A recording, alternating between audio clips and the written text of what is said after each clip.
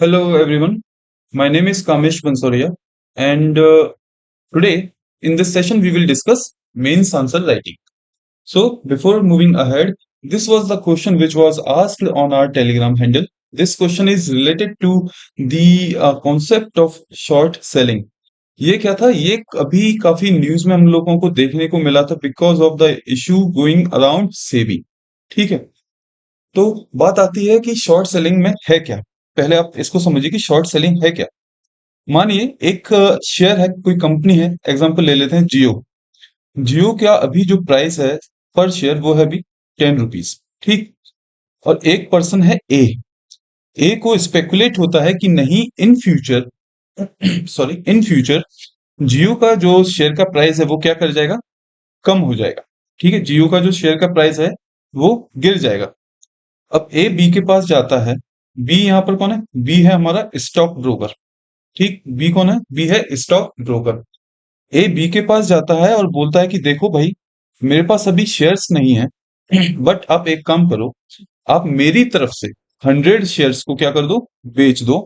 100 share मेरी तरफ से आप बेच दो आज की वैल्यू पे, और आज की वैल्यू कितनी है? 10 रुपीज। 100 शेयर आप मेरी तरफ से आज की वैल्यू पर बेच दो, फ्यूचर में मैं आपको वो शेयर वापस कर दूं। बी बोलता है ठीक है। और बी क्या करेगा? बी उसके लिए 100 शेयर अपनी तरफ से सॉरी बी उसके बी क्या करेगा? 100 शेयर्स अपनी तरफ से उसके लिए बेच देगा। अब जब 100 शेयर बेचे तो यहां पर ए को कितना मिला? 100 शेयर बेचे तो ए को कितना मिला? 1,000 रुपए। अब मानिए फ्यूचर में जो ए सोच रहा था वैसा ही होता है, और जो पर शेयर की वैल्यू है वो हो जाती है 8 रुपए। ठीक है। अब उस टाइम पर ए क्या करेगा? ए उस टाइम पर क्या करेगा? 8 रुपए के भाव से अगेन 100 शेयर्स खरीदेगा और बी को क्या कर देगा? वापस कर देगा। ठीक है। इस हिसाब से ए ने जो शेयर खरीदे वो कितने के खरीदे? 800 रुपीज के। और उसने जब बेचे थे तो कितने के बेचे? 1000 रुपीज के। अगेन उसका प्रॉफिट कितना आया? यहाँ पर प्रॉफिट आया 200 रुपीज। ठीक है। तो इस कॉन्सेप्ट को हम लोग बोलते हैं शॉर्ट सेलिंग। अब आप देखिए क्या था। Short selling involves the selling of unpurchased share. बिल्कुल, क्योंकि यहाँ पर ए ने कोई भी शेयर खरीदा नहीं था, उसने बोला बी को कि तुम बेच दो, मैं तुम्हें वापस कर दूंगा कुछ दिनों के बाद। ठीक है, ये ऑप्शन सही है। Short seller make profit with the rise in the value of share. बिल्कुल नहीं। फ्यूचर में जब शेयर की वैल्यू गिरती है ना, यहां पर क्या था? पहले 10 रुपए का था, बाद में 8 रुपए का हुआ, और इस केस में शॉर्ट सेलर को क्या हुआ? प्रॉफिट हुआ। तो जो शॉर्ट सेलर्स को प्रॉफिट होता है वो होता है with the fall in the value of share. ठीक है। तो इसका आंसर बी नहीं होगा, only statement A is correct. अब हम लोग आ जाते हैं मेंस आंसर राइटिंग, जो आज का हमारा पर्पस है। देखिए, सबसे पहले कुछ चीजें इस सेशन को लेकर के, कि ये जो सेशन है वो आपको कंटेंट प्रोवाइड करने के लिए नहीं है। इसमें आपको बताया जाएगा कि आपका स्ट्रक्चर कैसा होना चाहिए और आपको क्वेश्चन को समझना कैसा है। कई लोग क्या करते हैं कि पूरा आंसर लिख देंगे, बट वो पर्टिकुलर जो डिमांड है क्वेश्चन की उसको फुलफिल नहीं कर पाते, और उनको लगता है कि हाँ, मैंने एक अच्छा आंसर लिखा है। ठीक है। तो सबसे पहले आंसर राइटिंग में ध्यान क्या रखना है कि तीन जो वो है हमारे कंपोनेंट होते हैं। कौन कौन से? एक इंट्रोडक्शन, बॉडी एंड कंक्लूजन। ठीक है। और दूसरी बात, ठीक है, दूसरी बात कि देखिए एक क्वेश्चन ये भी आता है कि सर सबसे सही टाइम कौन सा होगा आंसर राइटिंग का, है ना। कुछ लोग प्रीलिम्स के बाद करते हैं, आफ्टर प्रीलिम्स जो लोग कर रहे हैं आंसर राइटिंग की प्रैक्टिस, वो रेस में पहले ही बाहर हो गए। ठीक है। और कुछ लोग बिल्कुल स्टार्टिंग में करते हैं। तो जो लोग बिल्कुल स्टार्टिंग में आंसर राइटिंग की प्रैक्टिस करते हैं वो डिमोटिवेट हो जाते हैं। क्यों? क्योंकि आपके पास उतना कंटेंट ही नहीं है। तो होता क्या है, आंसर राइटिंग का बेस्ट टाइम कब हो सकता है? जब आप कोई टॉपिक आपने कवर किया और आपको लगता है कि हाँ, मेरा वो टॉपिक एक अच्छे अमाउंट में, एक अच्छे मुझे उस पर नॉलेज आ गई है। देन आप क्या कीजिए, उस पर्टिकुलर टॉपिक के ऊपर जो भी आपको क्वेश्चंस मिलते हैं आप अटेम्प्ट करने का उनको ट्राई कीजिए। ठीक। दूसरी बात यहाँ पर क्या है, एक और बात वो ये है कि कोई भी आंसर आपका परफेक्ट नहीं होता। ठीक है ना। आप कोई भी आप सोचें कि मैं पहला ही आंसर एकदम परफेक्शन के साथ लिखूंगा, नॉट पॉसिबल। आपका कोई भी आंसर परफेक्ट नहीं होता, आप क्लोज टू परफेक्शन तक जा सकते हैं। ठीक है। तो अभी जो थ्री मेन फोकस एरियाज हैं मेंस आंसर राइटिंग में, वो कौन से हैं? एक introduction, body and conclusion. Sir introduction क्या है? देखिए, introduction is like the preamble of our constitution, ठीक है ना? जब मैं आपका इंट्रोडक्शन पढ़ता हूं, जब कॉपी इवेल्युएट करने वाला बंदा आपका इंट्रोडक्शन पढ़ता है, तो उसको ये पता चल जाना चाहिए केवल आपके इंट्रोडक्शन से कि आपने आगे क्या कहने का ट्राई किया है, आप किस चीज को एड्रेस कर रहे हैं, और वो रिफ्लेक्ट करना चाहिए कि आप के आंसर में उसको क्या क्या देखने को मिलेगा। इसीलिए इंट्रोडक्शन को मैंने यहां बोला है रिफ्लेक्शन, ठीक है? इंट्रोडक्शन को क्या बोला है? रिफ्लेक्शन। अगेन, इंट्रोडक्शन में ये भी एक पॉइंट होना चाहिए, जो गुड इंट्रोडक्शन क्या होता है कि जब मैं आपका कोई इंट्रोडक्शन देखूं, तो मुझे ये पता चल जाए इंट्रोडक्शन देखने के बाद कि इसमें जो आगे मैं पॉइंट्स रखूंगा वो क्या इससे रिलेटेड है या नहीं, ठीक है ना? इंट्रोडक्शन इन शॉर्ट क्या है? इसी पार्ट को, जो मेरा बॉडी है, मेरे बॉडी को ही समराइज कर रहा है, ये बता रहा है कि आगे मैं किस चीज के बारे में बात करने जा रहा हूं। तो याद रखिए, इंट्रोडक्शन ही आपका पहला इंप्रेशन होता है, ठीक है ना? और अगर आपने ये सही नहीं लिखा, तो आपके मार्क्स यहीं कट हो जाएंगे। सेकंड क्या है? बॉडी। अब देखिए, जो बॉडी है वो काफी चीजों पर डिपेंड कर जाती है। अगेन, इसके लिए सबसे बड़ा फैक्टर क्या है? डिमांड।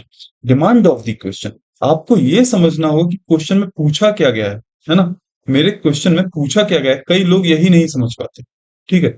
और आपको उसके अकॉर्डिंग अपना आंसर रखना है। अगेन, ये जो बॉडी है, ये हमारे कई सारे कीवर्ड्स पर डिपेंड करती है, जो हम अगली स्लाइड में देख लेंगे। फिर हमारा आता है कंक्लूजन। एक मार्केट में ट्रेंड है कि हाँ भाई, कंक्लूजन हमेशा पॉजिटिव होना चाहिए, ठीक है? बिल्कुल, मैं भी मानता हूं कि कंक्लूजन पॉजिटिव होना चाहिए, बट आपकी ये भी कोशिश होनी चाहिए कि आप कंक्लूजन में कोई रिकमेंडेशन भी डाल सकें, ठीक है ना?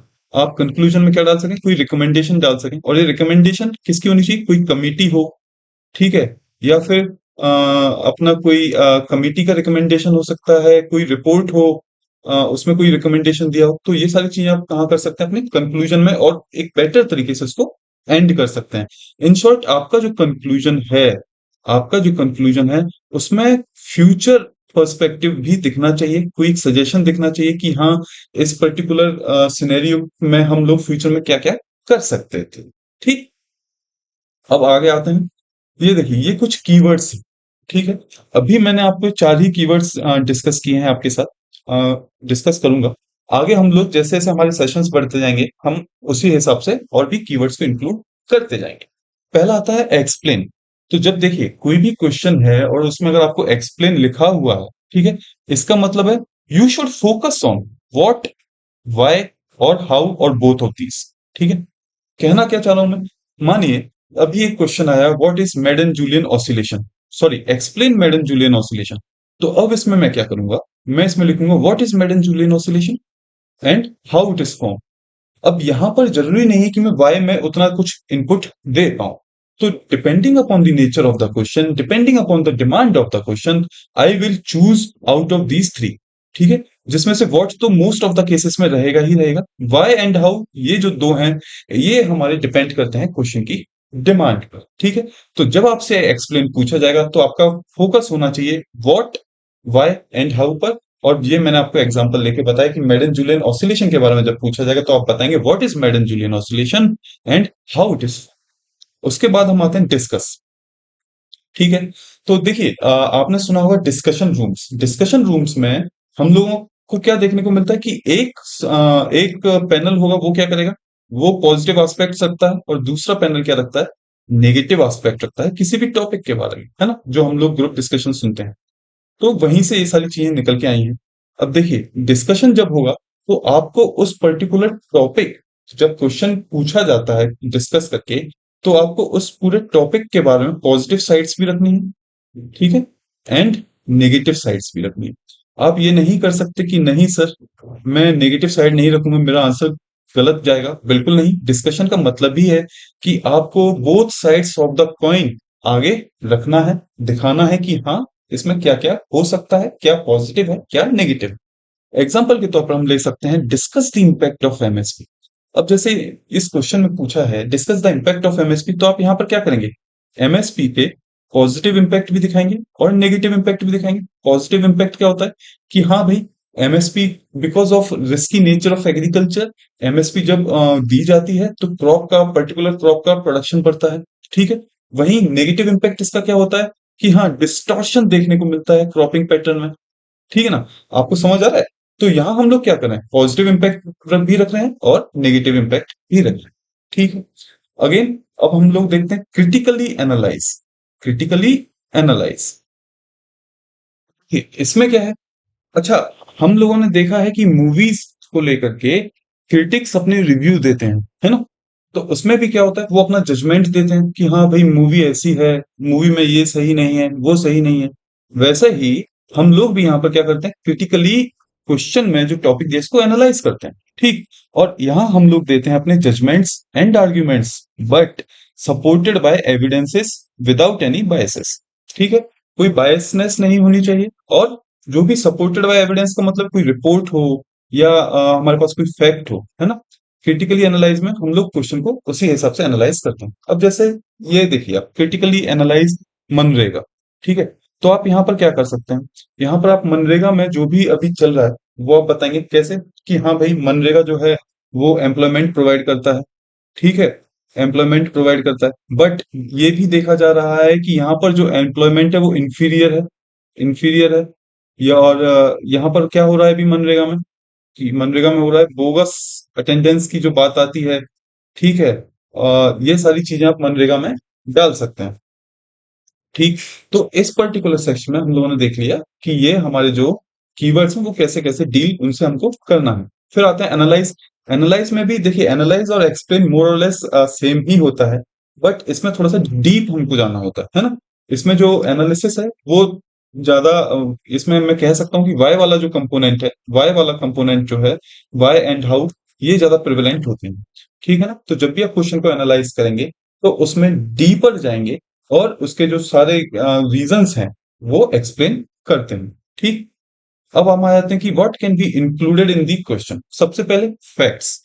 देखिए, आपको मेंस में फैक्ट्स जब आप लिखते हैं तो उससे पता चलता है, एक जस्टिफिकेशन आपके स्टेटमेंट को मिलता है। तो डेफिनेटली फैक्ट्स अगर आपको याद हैं तो आप लिख सकते हैं। जैसे कि मानिए एग्जांपल लें पॉलिटी में। ठीक है। पॉलिटी में जब हम एग्जांपल लेते हैं, फाइनेंस कमीशन का कोई अगर क्वेश्चन आए तो आप स्टार्ट कर सकते हैं, article 280 deals with the finance commission. ठीक है ना? तो जब आप ये लाइन लिखते हैं तो एक आपका फैक्ट यही हो गया कि आर्टिकल 280। ठीक है ना? समझ आया? तो एक ये फैक्ट आपका हो गया। और वहीं पर ये जो होगा आपका आंसर, वो बाकी आंसर से थोड़ा बेटर हो जाएगा। अगेन, आप फ्लो चार्ट एंड डायग्राम्स उसमें इंक्लूड करेंगे। ठीक। अब बात आती है कि सर, फ्लो चार्ट और डायग्राम को एक्सप्लेन करना है क्या? तो देखिए, इसमें कोई रॉकेट साइंस नहीं होती है ना? डायग्राम एंड फ्लो चार्ट बनाने का पर्पस जो है वो यही है कि हम अपने वर्ड लिमिट जो है, जो हमारी वर्ड लिमिट है, हम उसको क्या कर सकें, सेव कर सकें। ठीक है। और इसीलिए मैं डायग्राम्स एंड फ्लो चार्ट बनाता हूँ। तो जब मैं डायग्राम और फ्लो चार्ट बना रहा हूं तो मैं कोशिश करूंगा कि वो सेल्फ एक्सप्लेनेटरी हो और मुझे वो एक्सप्लेन ना करने पड़े, जिससे कि मेरी जो वर्ड लिमिट है वो बच जाए। फिर कोई भी रिपोर्ट है आप वो डाल सकते हैं, जैसे कि जाजा कमेटी की रिपोर्ट आती है जो कि रिलेट होती है हमारे एनवायरमेंट से, है ना? फिर लॉ कमीशन की रिकमेंडेशन है, वो सारे के सारे आप क्या कर सकते हैं, ये अपने आंसर में लिख सकते हैं। अगेन, जो वेरी इंपॉर्टेंट एस्पेक्ट है वो है एक इंटरलिंकेजेस।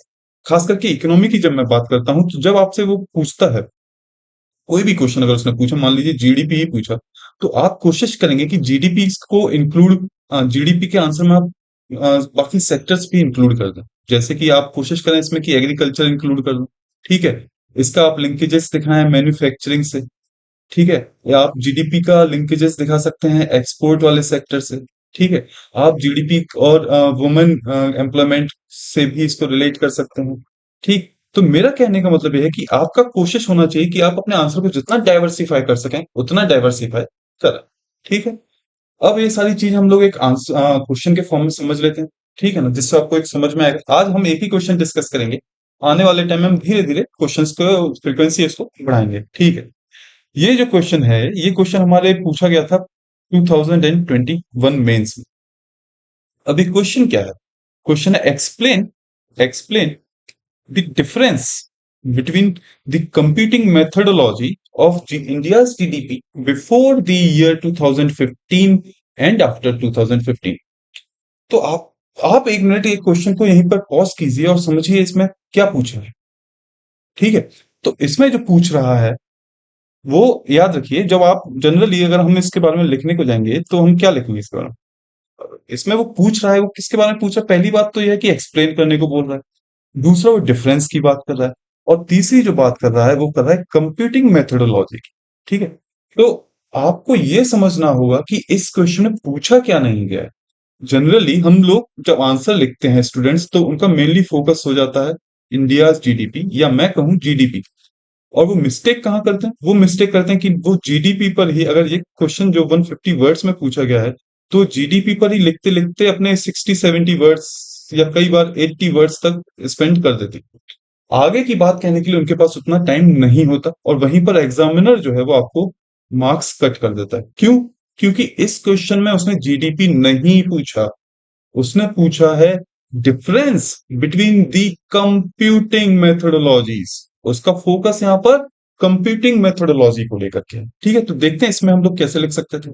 एक ये होता है इंट्रोडक्शन, कि हाँ भाई, जब मैं इंट्रोडक्शन, अच्छा एक बात और आप समझिए यहाँ पर कि जो गुड आंसर आपका होगा उसके एक कैरेक्टरिस्टिक क्या होती है।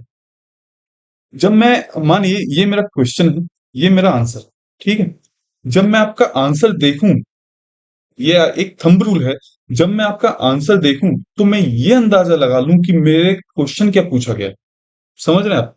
मैं आपका आंसर देखने से ही ये अंदाजा लगा लूं कि मैंने क्वेश्चन किस चीज से रिलेटेड पूछा है। अगर मैं इसका आंसर लिख रहा हूं तो मेरा यहाँ फोकस कहाँ होना चाहिए? कंप्यूटिंग मेथोडोलॉजी को लेकर के, जो नई मेथोडोलॉजी हमने 2015 में अडॉप्ट की है, और उसमें चेंजेस को लेकर के। तो जब मैं इसका आंसर लिखूंगा तो मेरा फोकस होगा कंप्यूटिंग मेथोडोलॉजी को लेकर के। वहीं अगर मैं एक गलत आंसर लिखूंगा तो वहां मेरा फोकस हो जाएगा जीडीपी को लेकर के। ठीक, और जब मैं इस आंसर को देखूंगा तो मुझे ये देखने पर लगेगा कि नहीं, क्वेश्चन वो है जो होगा वो कहीं ना कहीं जीडीपी के बारे में पूछा गया होगा, लाइक एक्सप्लेन जीडीपी, और कोई भी question related to GDP. But जब मैं कंप्यूटिंग मेथोडोलॉजी की बात करूंगा और उसके बारे में यहाँ लिखूंगा, उसके डिफरेंसेस लिखूंगा, तो मुझे समझ आएगा कि नहीं, ये क्वेश्चन मेरा डील कर रहा है कंप्यूटिंग मेथोडोलॉजी को लेकर के। तो मेन बात यहाँ ये है कि आपको समझना होगा कि डिमांड ऑफ द क्वेश्चन क्या है। ठीक है ना? और जो डिमांड हुई क्वेश्चन की, उसके हिसाब से ये जो हम लोगों ने अभी यहाँ जो वर्ड्स देखे हैं, आपको फिर अपने आंसर को फॉर्म करना है। ठीक। तो अभी इसमें जैसे देखें, एक इंट्रो इसका ये हो सकता है, GDP is the sum total of, आगे हम लोग लेते हुए जाएं, values of final goods and product, and it includes, it does not includes. But again ये क्या हो जाएगा? रॉन्ग। क्यों? क्योंकि मैंने आपको बोला इस क्वेश्चन में जीडीपी के बारे में नहीं पूछा है। ठीक है ना? इसमें पूछा है किसके बारे में? रिवाइज्ड मेथोडोलॉजीज और उसके प्रीवियस मेथोडोलॉजी के डिफरेंस के बारे में। तो आपका जो इंट्रोडक्शन होना चाहिए वो कुछ ऐसा होना चाहिए कि केवल इंट्रोडक्शन से ही मुझे ये पता चल जाए कि मैं आगे क्या बात कर रहा हूं, और मैं बात कर रहा हूं रिवाइज्ड मेथोडोलॉजी और प्रीवियस मेथोडोलॉजीज के डिफरेंसेस के बारे में। ठीक। तो हम इसके बारे में कैसे लिख सकते थे? इस बारे में लिख सकते थे कि हाँ, India revised it's GDP calculation. Again ये मिस्टेक हुई है यहाँ। आप जब मेंस का आंसर लिखते हैं तो उसमें शॉर्ट फॉर्म जो है वो नहीं लिखते। ठीक है ना? जीडीपी कैलकुलेशन मेथोडोलॉजी इन 2015। देखिए मैंने यहाँ किस चीज की बात की है? मैंने कैलकुलेशन मेथोडोलॉजी की बात की है। और ये एक मेरा फैक्ट हो गया कि कब आया? 2015 में आया, on the recommendation of, again second fact, Sundaram committee. ठीक है। जब मैंने ये भी एक फैक्ट दिया, मैंने ये भी फैक्ट दिया, तो इससे मेरा आंसर क्या हुआ? स्ट्रेंथन हुआ, adopting the new base year 2011-12। ठीक। तो आप मेरा इंट्रोडक्शन जब ये देखेंगे तो आपको समझ आएगा कि मैं यहाँ किस चीज को एड्रेस कर रहा हूं। अगेन कुछ लोगों का कहना ये भी होता है कि कुछ लोग ये भी करते हैं कि नहीं सर, मेरा मन है कि मैं जीडीपी के बारे में एक लाइन लिखूं, तो ठीक है, मगर आपकी कोशिश ये होनी चाहिए कि not more than one line. क्योंकि ठीक है, अगर आपको लिखना भी है तो आप कोशिश करें एक छोटा इंट्रोडक्शन में इसको इंक्लूड कर दें, जिसमें कि क्या हो, आप वन लाइन के अंदर अंदर बता रहे हो कि भाई जीडीपी है क्या, और उसके बाद आप अपना जो मेन पार्ट है विच इज दिस वन, उस पर वापस आ जाए। ठीक। तो ये हमारा हो जाता है इंट्रो। उसके बाद हम आते हैं बॉडी में। देखिए बॉडी डिपेंड करती है कि कौन सा डायरेक्टिव वर्ड था वहां पे, और इसमें था एक्सप्लेन। ठीक है ना? तो आपको ये बताना है, डिफरेंसेस जो हैं वो एक्सप्लेन करना है। अब ये जो हम पार्ट है बॉडी में क्या लिखना है क्या नहीं लिखना है, ये हम अपने एक लेक्चर में ऑलरेडी कवर कर चुके हैं, ठीक है ना। कि जो चेंजेस हुए वो हम लोग देख चुके हैं कि हाँ भाई क्या हुआ था, change in the base year हुआ, जीडीपी अब मार्केट प्राइस पे आएगा, एमसीए 21 का डेटाबेस का एक्सेस हमको मिला है, जीवीए जो है वो सेक्टर वाइज कैलकुलेट किया जाएगा बेसिक प्राइस पर, और भी बहुत जो डिफरेंसेस हैं। बट आपको इसमें क्या, आपने ये यहाँ पर क्या बता दिया, वॉट, क्या डिफरेंसेस है। अब आप इसको वाई में भी बता सकते हैं, बिल्कुल बता सकते हैं, ऐसा क्यों किया गया। अब जब हम बेस ईयर की बात करेंगे तो आप लिख सकते हैं टू इंक्लूड अदर आइटम्स और न्यू आइटम्स आप लिख सकते हैं, ठीक है ना। और जब आप लिखेंगे जीडीपी एट मार्केट प्राइस तो आप यहाँ पर भी कुछ वाई का कंपोनेंट डाल सकते हैं, बिल्कुल डाल सकते हैं। क्यों, क्योंकि टू रिफ्लेक्ट, आप बोल सकते हैं to reflect the influence of indirect taxes, ठीक है ना। तो ये सारी चीजें हैं जो आप इसमें क्या कर सकते हैं, इंक्लूड कर सकते हैं। बॉडी अगेन आपके कंटेंट पर डिपेंड करती है। यहाँ जो मेरा मेन फोकस है वो है आपका सर राइटिंग और मेथड उसके। ठीक, फिर बात आती है सर कंक्लूजन कैसे लिख सकते थे। जब आप बॉडी लिख लेंगे तो आप जब कंक्लूजन पे आएंगे, दो चीजें आपको करनी है। एक कि कंक्लूजन आपका होना चाहिए ऑन पॉजिटिव एस्पेक्ट में खत्म, पॉजिटिव नोट में खत्म होना चाहिए आपका कंक्लूजन, ठीक है। और हो सके तो उसमें कुछ फ्यूचर रिकमेंडेशन या फ्यूचर में आप क्या कर सकते हैं, कोई सॉल्यूशन है क्या, वो आपको इंक्लूड करना है। तो इसमें हम लोगों ने क्या किया, इसमें पहले हमने तारीफ कर दी, जैसे the new methodology is statistically more robust, ठीक है ना। क्यों, क्योंकि गवर्नमेंट का इनिशिएटिव है, गवर्नमेंट ने किया तो उसकी बुराई नहीं कर सकते हम। Is more robust as it incorporates a broader range of indicators, also it is in line with international standard, ठीक है। ये मेरा कंक्लूजन इतना भी हो सकता था, कोई दिक्कत नहीं थी, बट अभी ये अधूरा लग रहा है। तो आगे हमने क्या किया, how recommendation of Pranab Sen committee should be taken into consideration in the future, ठीक है। ये हमने क्या दे दिया यहाँ पर अपने कंक्लूजन में, फ्यूचर को लेकर के भी हमारा एक आइडिया वहां रख दिया। और इस हिसाब से हम लोगों ने देख लिया कि ये हमने यहाँ पर अपने क्वेश्चन को एंड किया। तो आज हम केवल एक ही क्वेश्चन करेंगे, और इसके बाद नेक्स्ट लेक्चर में मैं आपके लिए और भी क्वेश्चन लेकर के आऊंगा। आज मेरा मेन फोकस था आपको ये बताने के लिए कि क्वेश्चन को समझा कैसे जाता है। जब मैं आपको यहाँ समझा रहा था कि नहीं, ये क्वेश्चन जीडीपी के बारे में नहीं, ये मेथोडोलॉजी के बारे में। देखिए मेंस जो है वो विद प्रैक्टिस आप सीखते जाएंगे, तो कोशिश कीजिए ज्यादा से ज्यादा क्वेश्चंस को प्रैक्टिस करने के लिए। और वेरी सुन अब हम लोग अपने टेलीग्राम हैंडल पर भी क्वेश्चंस डालेंगे मेंस के, और आप वहां पर अपना मेंस आंसर डाल सकते हैं, ठीक है। ये हमारा टेलीग्राम हैंडल है, यहाँ पर अब मेंस के आंसर डाले जाएंगे। मैं एक बार यहाँ भी लिख देता हूँ, UAIAS नम्हा, ठीक। यहाँ पर मेंस के क्वेश्चन अब आपको देखने को मिलेंगे। मोस्टली हम लोग पीवाईक्यूज में डील करेंगे, ठीक है। रीजन इज क्योंकि जब आप पीवाईक्यू करते हैं तो आप अपने यूपीएससी के माइंडसेट को समझते हैं, आप समझते हैं कि क्वेश्चंस वो किस तरह से पूछता है, ठीक। तो थैंक यू, आज यहीं खत्म करते हैं। और अगर आपको कोई भी डाउट है, जनरल डाउट, तो हमारे ये ईमेल हैंडल है, आप उस पर हमको ईमेल कर सकते हैं, ये इंस्टाग्राम। और इकोनॉमी से रिलेटेड अगर आपको कोई भी डाउट है तो ये मेरा ईमेल आईडी है और ये Telegram. Thank you, have a good day, take care.